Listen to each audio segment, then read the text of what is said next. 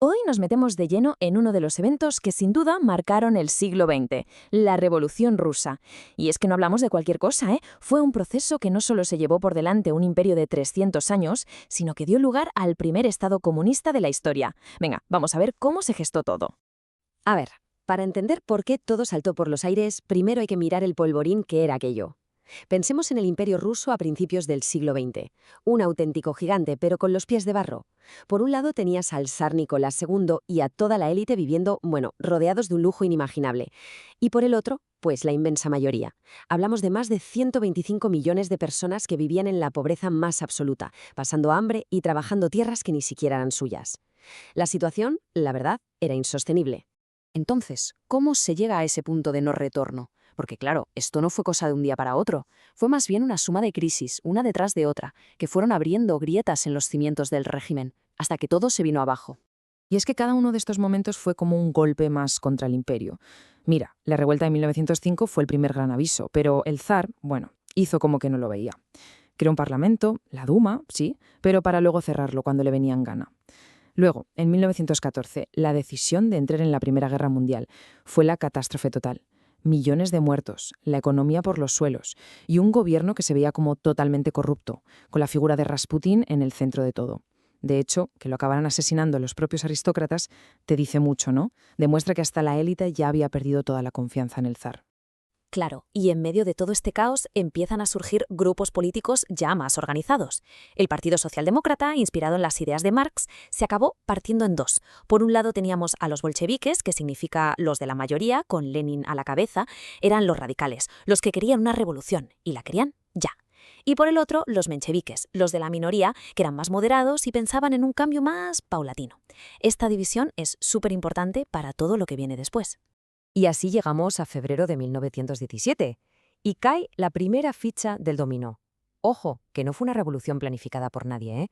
Fue más bien un estallido, una explosión de rabia popular que se llevó por delante 300 años de dinastía Romanov. Así, de repente. Y es que todo pasó en cuestión de días, fue rapidísimo. El 23 de febrero, miles de mujeres salen a la calle en Petrogrado. ¿El motivo? La escasez de pan. Al día siguiente ya no eran solo ellas, se les unen obreros, estudiantes, y la protesta ya no es por el pan, es para que se acabe la monarquía. El momento clave llega el día 26. Envían a las tropas para reprimir a la gente y ¿qué pasa? Que los soldados se amotinan y se unen a ellos. Ahí se acabó todo para el zar. Sin el apoyo del ejército, su poder se esfumó. El 2 de marzo, menos de una semana después, Nicolás II no tiene más remedio que abdicar. El imperio se había derrumbado. Pero claro, que cayera el zar no solucionó nada. De hecho, lo que creó fue un vacío de poder tremendo. Se formó lo que se conoce como un poder dual. Por un lado tenías al gobierno provisional, liderado por Kerensky. Era un gobierno de tipo liberal que, y esta es clave, cometió el error garrafal de seguir en la Primera Guerra Mundial. Y por otro lado estaba el Soviet de Petrogrado, el Consejo de Obreros y Soldados. Era mucho más radical y en la práctica tenía una influencia enorme sobre la gente y las tropas en la capital. O sea, dos poderes enfrentados que, en realidad, no hacían más que paralizar el país. Y claro, en este río revuelto, un grupo muy concreto vio su oportunidad. Un grupo pequeño sí, pero muy disciplinado y con un líder que tenía las ideas clarísimas. Entramos ahora en la segunda fase, la Revolución de Octubre, la que de verdad lo cambió todo. La clave del éxito bolchevique, en gran parte, estuvo aquí, en este lema. Fue una genialidad, porque consiguieron resumir en 3 palabras lo que todo el mundo quería: pan, paz y tierra. Pan, para acabar con el hambre. Paz, para salir de la maldita guerra. Y tierra, para que los campesinos tuvieran algo propio. Era simple, directo, y era justo lo que el gobierno provisional no podía darles, porque seguía empeñado en la guerra.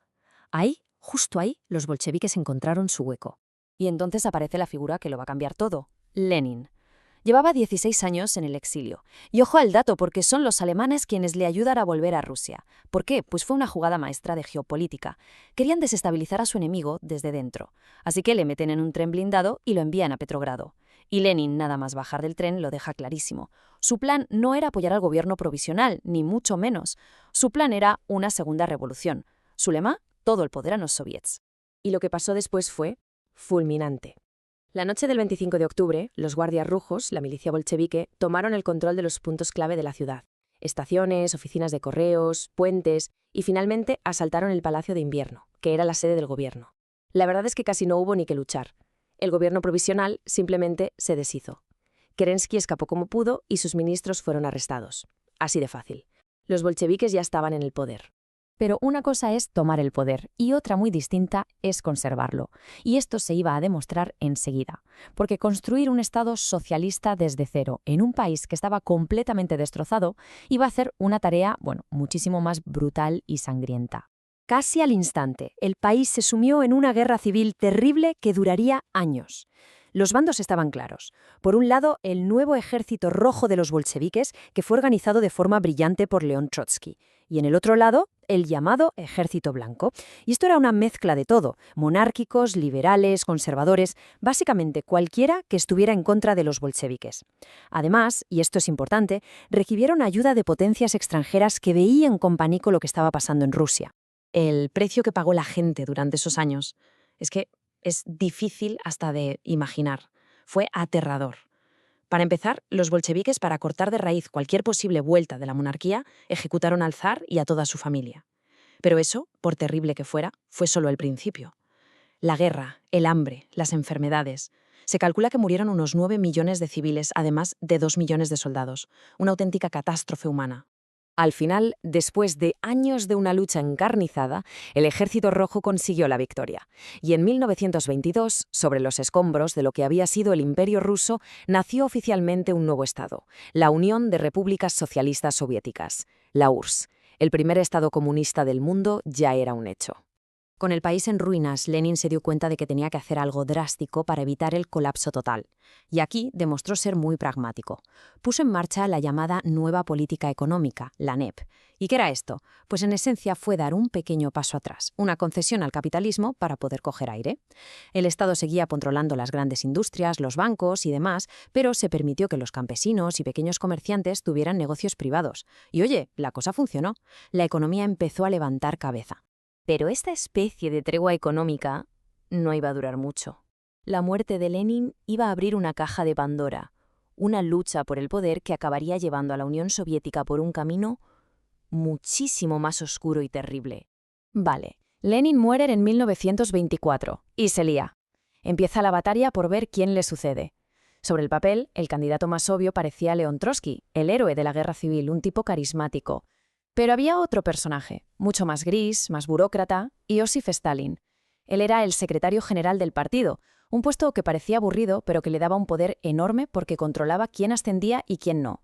Y desde ese puesto, con mucha paciencia y astucia, fue tejiendo su red, moviendo sus fichas y poco a poco fue apartando y eliminando a todos sus rivales.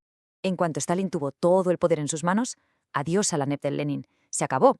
Su obsesión era convertir a la URSS en una superpotencia industrial y hacerlo a toda velocidad, costase lo que costase.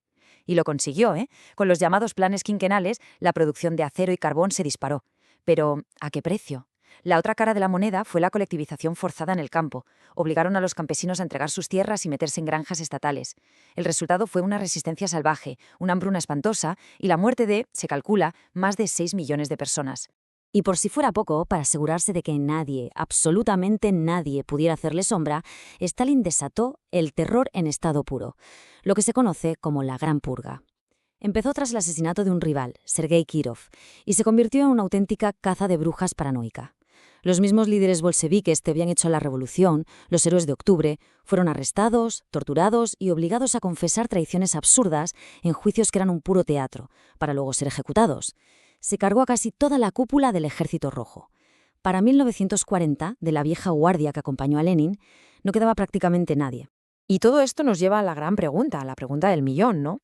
Si recordamos, la Revolución Rusa empezó como un grito desesperado pidiendo pan, paz y tierra, pidiendo el fin de una tiranía.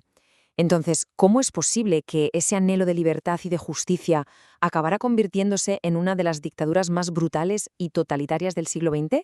Esa es la gran paradoja, la gran contradicción que todavía hoy nos sigue fascinando y la verdad también nos sigue aterrando.